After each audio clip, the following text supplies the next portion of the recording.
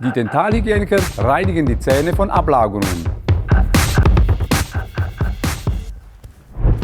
Wir befreien die Laserleisten von Ablagerungen. Und das geht sogar einfacher als bei einem Zahn. Das hier ist unsere TSC 100. Sie befreit die Schlacke mit Abschaben von der Laserleiste. Das geht für Laser mit moderater Kilowattleistung. Und das hier ist unsere neueste Entwicklung und Ergänzung zur TSC 100, die TSC 200.